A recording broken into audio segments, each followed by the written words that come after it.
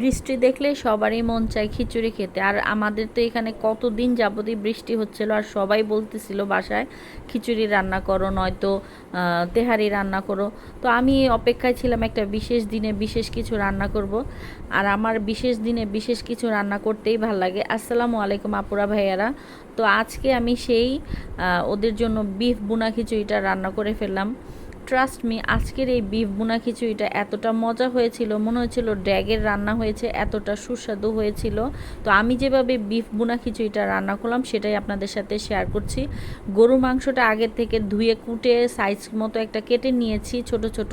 তারপরে পেঁয়াজ কুচি, টমেটো কুচি, গরম মশলা বাটা, জর্তি জায়ফল বাটা, তারপরে কাঁচামরিচের পেস্ট, হলুদ মরিচের গুঁড়া, ধনিয়া গুঁড়া, জিরা গুঁড়া।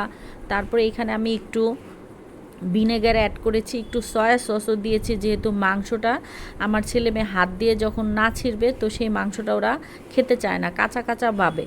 তো মাংসটা যাতে শক্ত না থাকে সেজন্য ভিনেগার, একটু সয়া সসও দিয়েছি, দিয়ে ভালো করে মাংসটা সময় নিয়ে কষিয়ে নিয়েছি, তেল লবণ দিয়ে অবশ্যই।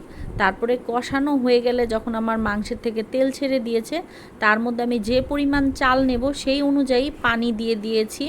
পানিটাকে আমি হাই হিটে একদম বলক তুলে নেব।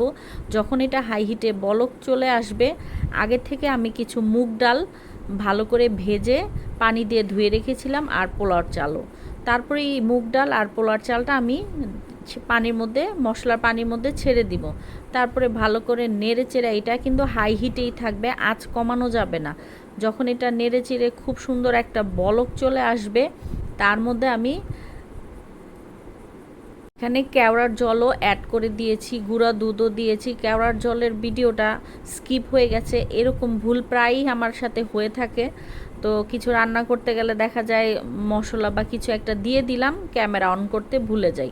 তো এটা প্রায়ই হয়ে থাকে, বাঙালি মানুষ আমি, এটা তো হবেই। আমাদের ভুল করাটা একটা ধর্মীয় বা নীতিগত ব্যাপার হয়ে গেছে। তারপরে যখন চালটা পানিটা কমে আসে, চালটাও একদম একটু আঠা আঠা ভাব আসে, তার মধ্যে আমি কাঁচামরিচ, গোটা কাঁচামরিচটা দিয়ে দিব। আর এর মধ্যে অবশ্যই ঘি অ্যাড করব। ঘিটা আমি বলবো আপনারাও যখন রান্না করবেন ঘিটা অবশ্যই অ্যাড করবেন। তারপরে ঘি দিয়ে একটু নাড়াচাড়া দিয়ে এটা দম দিয়ে দিব 20 মিনিটের জন্য। আর অবশ্যই চুলার নিচে কিছু একটা পাত্র, আমি কিন্তু তাওয়াটা দিয়ে থাকি, তাহলে সুন্দর হয়।